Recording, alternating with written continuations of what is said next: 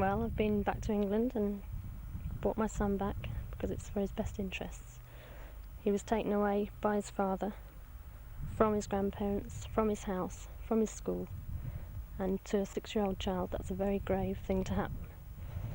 So I decided I'd go to see a solicitor and make sure I did everything perfectly legally, and I was advised by a Cessnock solicitor and also by a solicitor in England that what I did was perfectly legal.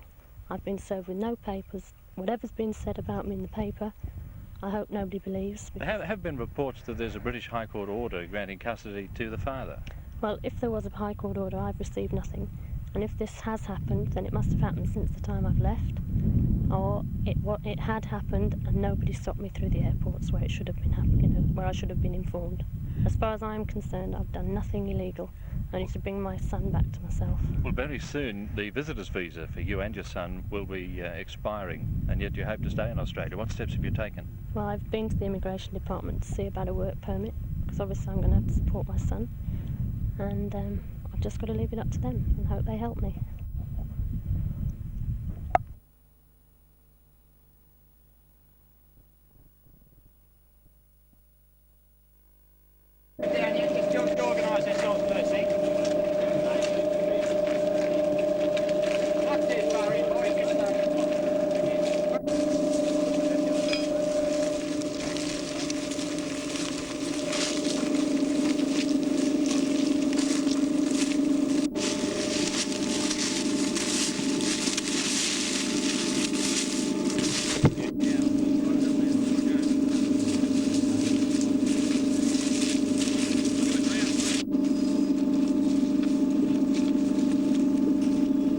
The developments have been, we've been getting a good response from the public.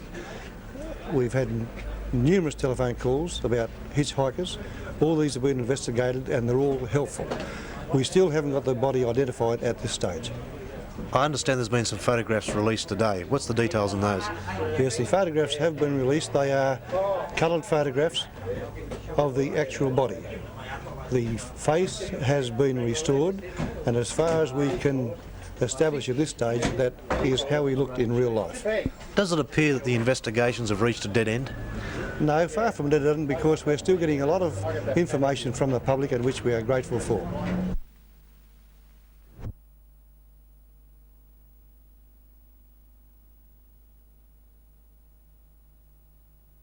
Of the proposals you put forward, which are the most important? Which do you see as being non-negotiable? I would think that the first question is that of redundancies.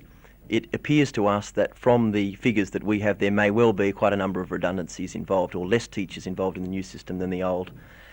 We are therefore very concerned about that possibility, and we will not accept any redundancies.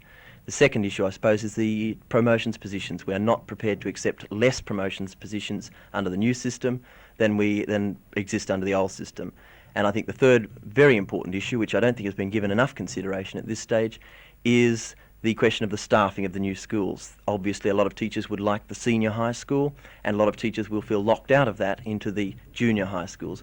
We're very concerned, therefore, that a board is set up with ITA membership on that board to work out how the new schools will be staffed. And I think those three propositions of all our proposals would be non-negotiable. And your support in the future then will depend very much on the answers you get to those proposals. Indeed, our position as yet has not been determined as to whether we support or reject the overall reorganisation. We are waiting to see the outcome of these proposals that we've put to the CEO yesterday to determine our overall position, and it will very much depend on whether or not we can get some satisfactory results from these propositions.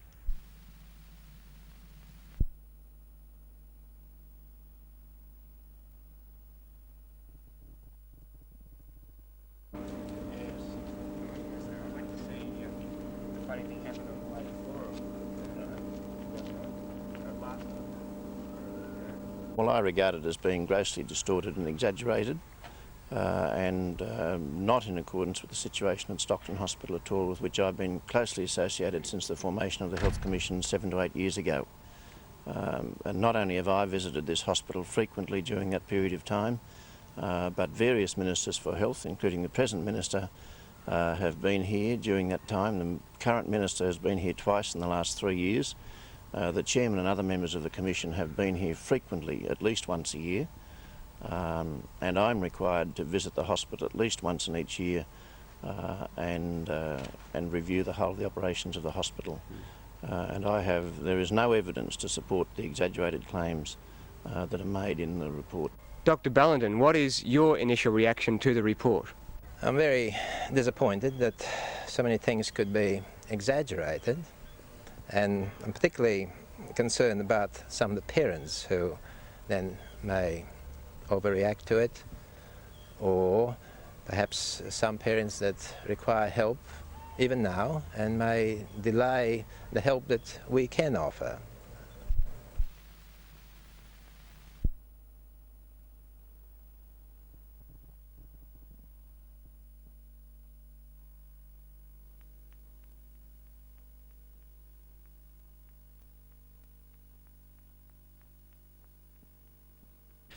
The aim of today's seminar is to try to present a fairly general overall picture of some of the pollution problems that could occur in the Hunter Valley.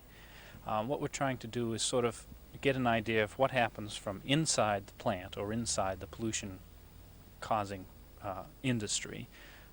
Then as the stuff goes out of the stack, what happens to it once you get into the atmosphere, how it disperses, what the atmosphere does to it, and then finally, later in the day, what happens to the material or the pollutant when it reaches ground and what it does to some plants in the area.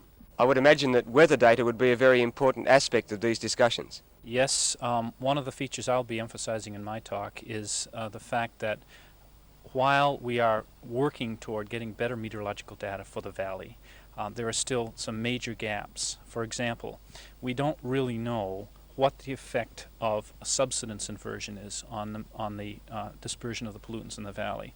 We have a fairly general idea of what happens when a radiation inversion occurs, but under a high pressure system, such as on a beautiful day like today, what happens when the subsiding air from the high pressure gets a hold of the plume? Does that actually bring the plume to the ground, or does it disperse in some other way?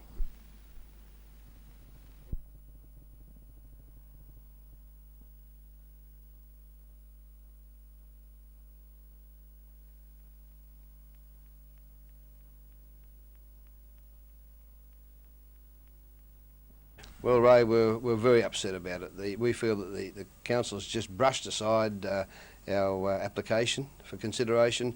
It was a good application. It was well thought out and well planned, and the Town Planners Department just brushed it aside and made recommendations to council, which we're quite upset about. Well, you're not going to give up, are you? Not a chance in the world. We're not going to give up at all. We feel that we've got to make representations to state and federal ministers about this. We can't let it lie down. Newcastle needs a regional airport for the future, and we've got to see that it gets it.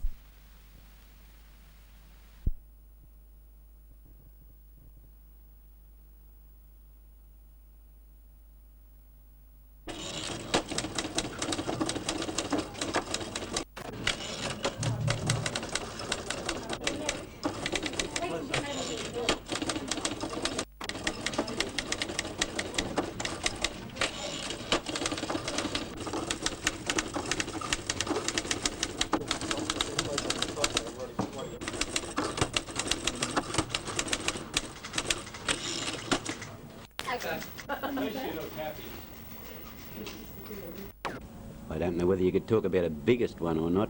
There's some more exciting than others. For example, in the beginning here, when we had that sabre crash at Cook's Hill, that was really something.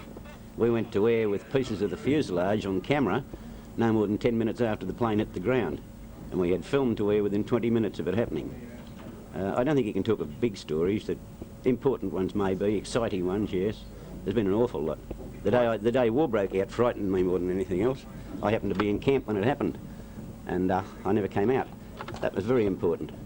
Bill, how much of the techniques of television news changed during that period? All the facilities have been much updated. They're vastly improved. They're so far improved now that the presentation is so smooth you wouldn't recognise it compared with what we did 19 years ago. We started with nothing. But in that nothing period, of course, in 10 years we built up something which probably became the best of its kind in Australia, which is something to skite about, I think. I guess.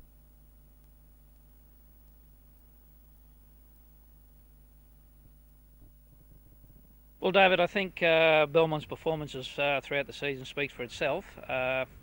Wallsend have done a very good job to get into 4th position, but I think Belmont will be far too strong in bowling and batting for the Wallsend side. And the other semi-final is at Passmore Oval, the match between Newcastle City and Stockton, two arch rivals. Well, that'll be a very close game, as all the games have been that you have played. I think a lot depends on Robert Wilkinson, your captain. I think he's got to involve himself more in the game, especially with his bowling. And John, if you were to pick a winner out of the two semi-finals, who would you lean towards? Well, I'm sure that Belmont will be one of them, and it's a toss-up between, well, I'd say it's even money between yourselves and Stockton. Probably I'd lean towards.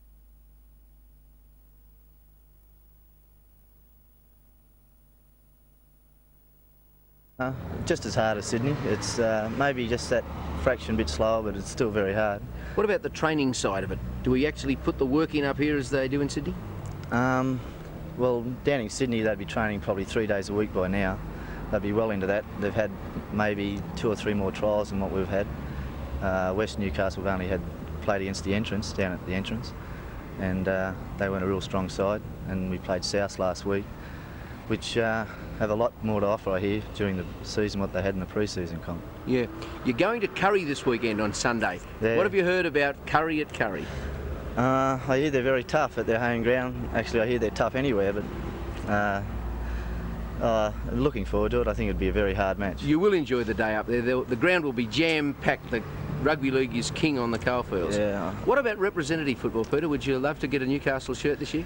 Oh, I think there's a long list of people who'd love to get there, and I think I'd be on the top of the list in respect to wanting to get there. But some games may not go on due to a dispute between the Referees Association and the league directors over trial match fees.